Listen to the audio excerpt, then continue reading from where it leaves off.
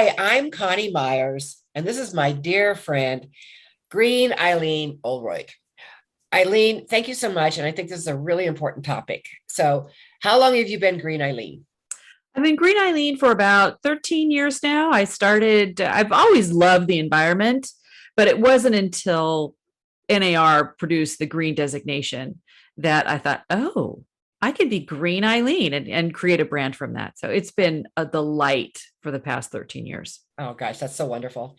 So, you're on one of the NAR committees as well as the CAR committees on sustainability. Can you tell us a little bit about that? Sure, the Sustainability Advisory Group is something that NAR put together because there was a need for sustainability in their culture. And they realized that not only do we need to do it for our organization, but we need to do it for our 1.6 members as well, million members as well. So it was something that took a few years to put together, but I'm so glad that they did. Yeah, I think it was a little overdue for sure. For sure. Mhm. Well, and I know that their emphasis this year is on sustainability, resiliency, and safety. So those Mhm. are all areas. We're going to talk a little bit about each one of those today. Great. So I was reading the United Nations report on sustainability and a couple of facts that I think people need to be aware of. According to the latest report, it is now or never. If we want to limit global warming to 1.5 Celsius or 2.7 Fahrenheit, as was agreed upon at the Paris Agreement, we have to act immediately and take deep cuts in our emissions. The other one is greenhouse gas emissions need to be reduced before 2025. That's 3 years from now Yeah. at the latest, and be reduced by 43% by 2030. And then one other interesting statistic is it's going to take 25 to 40 years to eliminate the effect of greenhouse gases on our planet. So this is a very important topic. We're finally getting some traction. People are talking about it. For you, what are the most important things that people, especially real estate agents, need to know about how they can participate in helping become more sustainable? There's a lot. It's a big, it's a big list because sustainability means different things to different people. If you were to walk up to your average real estate agent, what does sustainability mean to them? And they would say, well, that I have business throughout the year. That's, creating a sustainable business. And to other people that are more in tune with the environment, I think it's being aware of, I think the simple thing is just being aware of how much energy use your house makes. How many hours do you run the air conditioning? How many hours do you run your heating? Is your home not that energy efficient? Are your appliances not Energy Star? I'm using too many negatives. I apologize. I'll change that out. It's just having that awareness and education. At most education is free. You just go. Where I would go is actually to my utility websites, my gas websites, my electricity websites, and get information there. I would also get information at epa.gov. It's incredible the amount of information that's at epa.gov. It's incredible. Also, Department of Energy. And just get to know what the facts about climate change. Climate change is real. Why do we not have any dinosaurs? Why, when you go across the Mojave Desert, do you find seashells? It's like climate change has been happening for a few million years, people. It just happens. Has it been accelerated? There are definitely stats. If you look at the Union of Concerned Scientists, there's definitely stats that say since the industrial age that have accelerated climate change. Absolutely. What the cause of it is controversial, but we do have science to back that up. So that was the first thing I would do as a real estate professional. I was there's a brand new radio station, or TV show rather, that I would love to plug. It's called Real Estate American News. And we were talking about climate change, and they did a video from, I think it was a San Francisco TV station. And the gentleman that was talking said, he says, whether you believe that climate change is man caused or anything else, the insurance company believes it's there and it's going to affect your insurance rates. And that's really Yeah. where preparedness comes in. I mean, we need to do everything we can. 2021, 1 out of 10 homes was either damaged or destroyed by some kind of a disaster. And the disasters are an immediate result of climate change. They're more intense, there's more frequent, and they last longer. So we really, I mean, it goes hand in hand. And if it's going to take us 25, 40 years to get rid of the greenhouse gases that are in the air already, I mean, I have a great grandson that's 4 years old. He's going to be 44 years old if it takes 40 years. So we have to start doing whatever we can right now to be more sustainable. And they're actually saying, if we don't do this, it could be irreversible. So what kind of world are we leaving to our grandchildren and our great grandchildren and our great great grandchildren? So um, so I love your idea of checking out how much electricity you're using. And by the way, Amita James has an app for your phone called Home Selfie that actually helps you to do that. It's super. I think it's free to the public, but I'll find the link and put it in the notes, because that might be one tool that you can use. And besides going to your energy company, what about your business when it comes to being sustainable? What are some things that you can do as a real estate agent to help make your business more sustainable? And I'm not talking about increasing the business. I'm talking about making it greener. I would start with, as a real estate professional, is making sure that your car gets really good miles to the gallon, especially now that gas is very expensive. Are you driving the right car for you? And how many miles per gallon is it getting? A lot of people are looking at electric vehicles, and electric vehicles seem to be the green choice. However, you need to do your research on that if it's the right car for you. Because if you're still plugging it into the grid at night, you're using electricity to plug in your vehicle. And so it may not be a good choice for you. Really, it's a great choice if you have a battery backup in your home. Great choice if you do. So at night you're pulling from the battery, and you have solar panels on your house. So that's something to think about. We personally, we have a diesel. I love my eco diesel vehicle. So it's finding what's in your lifestyle, not only for real estate, but what do you do at home? What type of weekend activities do you do?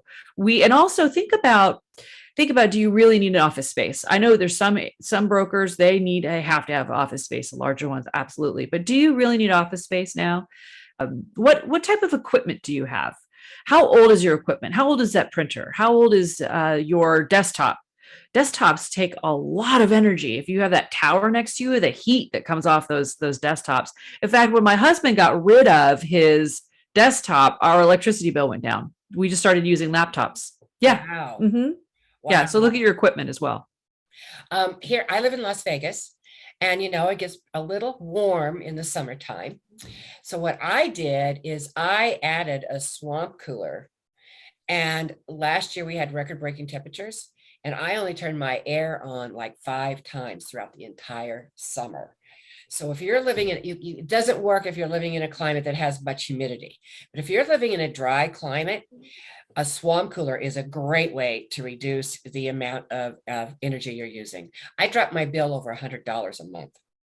With your swamp cooler, there's a lot of people out there that may not know what a swamp cooler is. So Well, it's a very simple piece of equipment. And basically all you're doing is you've got a big fan and you've got water dripping down these mat things, and it's pushing the cool air in. And if you've got the right kind of pump, and mine's a big one, it sits in a window. It's probably about 4 feet tall, something like that. But it cools my entire house, and I'm a 2-story house. oh So my goodness. it's really, if you're in a dry climate, that's a really good way to reduce your electric bill for sure.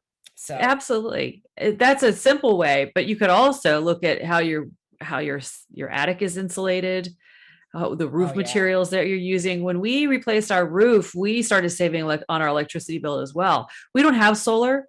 I want to say during the summertime, our electricity bill is like 120 to 150. And then the wintertime, it goes under 100 easily during the wintertime. But that's because we have good insulation. We have great products on our roof, but we need to insulate our attic a little bit better. You may have walls that you need to insulate, exterior walls that you should insulate. Just think of it like a cooler. Like when you go to Walmart and you're looking at all the different coolers, should I get an Igloo? Should I get a Yeti? Should I get a Coleman? And the ones that keep your ice coolest the longest that's the cooler that you get. So you need to consider that for your home too. Weatherize your home. I think that's great information. Mm-hmm. Okay, let's talk a little bit about being prepared. Mm. Because being prepared helps us to become more sustainable. If we're more aware of what we're doing, if we're paying attention to what might be a risk for us, and we're going to have storms become worse as time goes by. I just gave you the statistic that that 1 out of 10 homes was damaged last year. It cost the country $145 billion just in natural disasters, not to mention man-made disasters, and let's don't even go to the pandemic, but things like um, security, cybersecurity, and those kinds of things. All of those things are really taking a toll. And just think if we could take that money and put it toward a good cause, Mm-hmm. of becoming more sustainable, or something for children or whatever. Mm-hmm. I just got my nonprofit, and it's called Crisis Knowledge Management and Preparedness Foundation. And our first initiative is going to be called Kits for Kids. Because if a kid comes home with a basic go kit that then they're told what to add to it, and they come home with that and they'll say, Mom and Dad, where's your go kit? It's kind of like coming home and saying, this is what I want for Christmas. You're pretty intimidated as a parent, right? Because 61% of Americans believe they're going to be affected by some kind of a disaster over the next 3 to 5 years. Mm-hmm. And Mm-hmm. only 15 to 30% of them have done any kind of preparation. And I can tell you that 30%, they're not prepared. I'm going to say that's an interesting statistic. I beg to differ with that, but I think it's got to be a lot lower than that. A lot lower. It is. I mean, yeah. People say, well, when they go through my certification, it's funny. So I ask them in the beginning, so how prepared do you think you are? And then at the end of the course, I ask the question again. And believe you me, the answers are so different. It's amazing. Mm-hmm. So Mm-hmm. one of the things, this is Earth Week. And so one of the tips that I would like to give for business owners when it comes to being prepared, being sustainable, because you do have to sustain your business when something happens. So you were talking about the Orange County Association has a crisis center. You need to have 2 crisis centers that are equipped exactly the same. You need to have one on location where you are, if even it's just a room, a place that has everything in it that you need. And then you need to have another location like what you're talking about, offsite. That way, if something, and then another really good tip is you want to have a separate email program.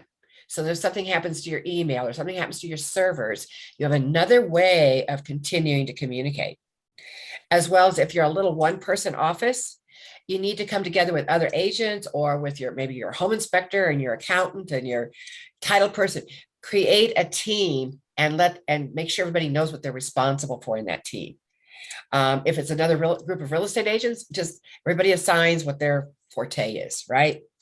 So those are my tips when it comes to a real estate office, at being sustainable. That way you can continue on, and also making sure that you're prepared. Mm-hmm. Agreed. And I think that you need to think about sheltering in place is the safest place for you to shelter.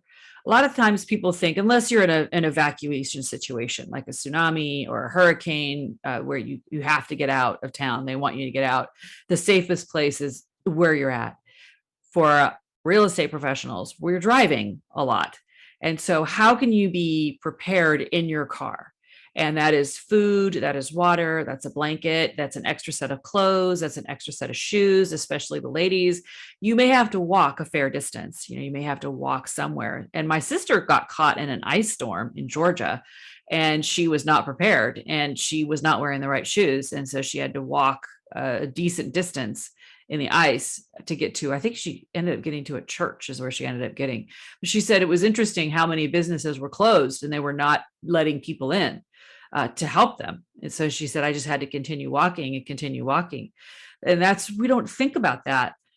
But you definitely need to have, wherever you are at, that wherever you spend a lot of time, that's where you need to make sure that you have the right supplies or the right equipment to handle your local natural disaster. Because we're a big state, we're a big country, so everybody has a different local natural disaster. Yeah, what I tell people is you really need to have a minimum of 4 emergency kits. You need to have your full out kit that you have everything in, and that that you could put in the back of the car and take off, but you need a go kit in case you need to go right now and you don't have time to get that. Yeah. Yeah. And then you need the kit for the car, and that's going to depend on what location you're in. I mean, you're going to have something different in New York versus, Arizona. So, and it's what you do is you look at your risk factors and Mhm. don't just think about, okay, well, we don't really, like here in Las Vegas, people say, well, we don't really have disasters. Well, guess what? We have droughts, we have man-made disasters, we have power outages, There you go. all those kinds of things. So don't Right. just ignore it. For example, if you're somewhere where there's a nuclear power plant, or there is an oil refinery, or there is some other kind of chemical plant of some kind, you need Right. to find out what you need to have in your kits for that. The other thing you need to Mhm. have is a kit for your kids, and you have to have a plan. What happens if the kids are at school and you're at work and you can't reach them? This actually happened to a woman in Houston. Mhm. The cell tower went down, so she wasn't able to reach her kids Mm. because they were at school, and it was Yes. 24 hours before she was able to get to her kids. I Can can't you even imagine what imagine it would be that. like? It would be horrible, And horrible. that's a really good point, Connie, when you say about man-made disasters.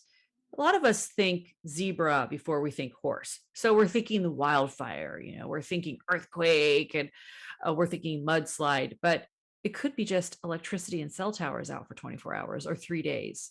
Oh yeah. Because what's interesting is that according to FEMA, Las Vegas is the safest place in America to live when it comes to natural disasters. But you're right there with Lake Mead and hydropower. And if that dam goes out, then you don't have any power unless you have solar power. And that's only you. Well, and I was going to say, but you only can use that if you have a battery backup. Because most people think if I've got solar power, I've got power. It's like, doesn't work like that. No, it Doesn't does work not. like that. So if the power is out at the grid, your power is out to 99% of the solar installations. Something to think about. And I think it's important to have cash. That is, I was just gonna Cash. say, the Mm-hmm. number one thing that people don't think, and you never see it in the FEMA list or nothing like that. The number one thing you need to have is cash. Yep. Marcy James, when I was interviewing her for when my book released, she went through a hurricane, and she said she didn't think about cash, but if you don't have cash, you may not be able to get gas, you That's may not right. be able to have lodging, you may not be able to buy food. So cash is Yeah. the number one thing that you need to have. The other thing that you need to have is, so each one of your kids should have their own little kit. You also need to think about if you have people that are elderly or people that are on disability that live with you, they need to have their own kits. You need to take those into Yeah. consideration as well. And Yeah. not forget the pets. Don't forget the pets. I think Mm-mm. one of the most heartbreaking things, I don't know if I mentioned, but I was a FEMA inspector and trainer for 7 years. I did over 50 disasters in 7 years. And one of the most there's two things. Heartbreaking part was seeing these animals that are wandering around looking for their masters. And I'm sure the masters are Yeah. scared to death of what's happening to them. So make sure you have a plan for your pets. And the other thing is, which really upsets me, is when they tell you you need to evacuate, don't discuss it. Don't talk about it. Do it. Mhm. 29 people died in the mudslides in Santa Barbara. And some of them were not told they had to evacuate, but some of them said they were highly recommended they evacuate. And 3 of those people were never found. Yeah. I mean, it's so don't get together with your little neighborhood and say, oh, well, are you going to Mhm. go or are you going to go? Just go. You Just put go. responders at risk, you put volunteers at risk. Just Mhm. do it. No house is worth your life. Right. And if you have a great disaster prepared county like we do in Orange County, it's that they're prepared for everybody to evacuate. And that's one thing that we're talking on a policy level is making sure that cities as they're doing their planning. That's really frustrating about housing these days is there's so many people that don't want housing in their own backyard. But housing, it does have a benefit, and that's more roads to escape whatever natural disaster you're at.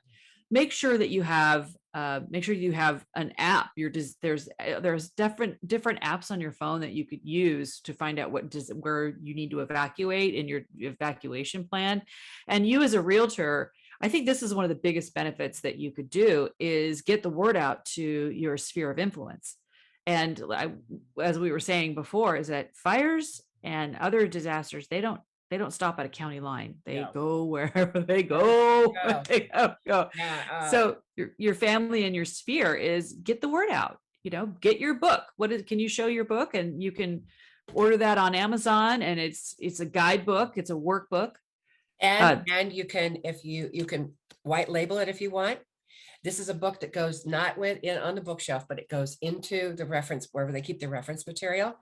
Mhm. And so every year, when they get ready to do their checkup on their plans and check up on their kids, they're going to go in here and look at the checklist again to see what they're missing. And you can even, if you want, add a chapter to it. And if you buy them in bulk, I can sell them to you wholesale. So at very, very, very reasonable prices. So, but it truly is important that we think about this. We think about what it is that we need to Yeah. do.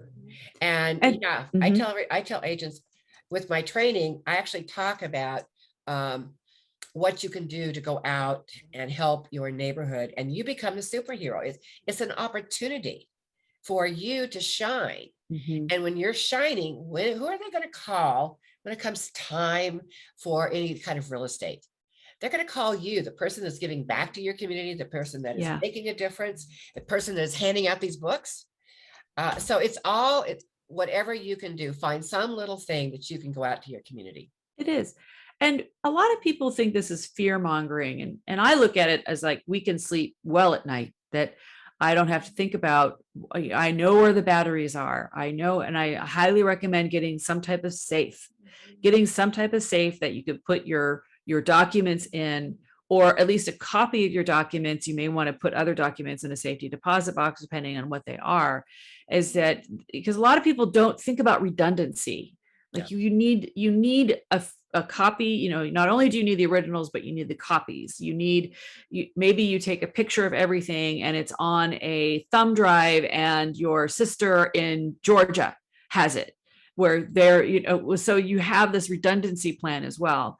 And like you were saying about having 4 kits, one for you, your office, your family, your kids, your dogs, that's 5. But also, what my husband and I talk about this, and we said, okay, if there's a disaster and we can't shelter in place, we're going to meet at the local elementary school. Well, we actually have 2 elementary schools that are really close to us. And I was thinking one and he was thinking the other. And it wasn't until we said it was the school, it's Oxford right up the hill. He goes, oh, right, there's a school there. So so it's important to be very, very specific.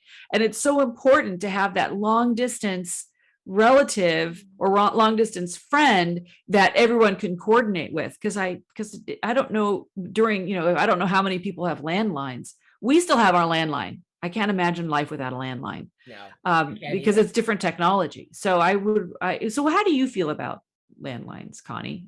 Oh, I think if you can have a landline, you should have a landline, or have at least like a solar phone or some other means of communication besides your cell phone. That's the most important thing. Well, everybody, I hope happy Earth Day, Earth Week.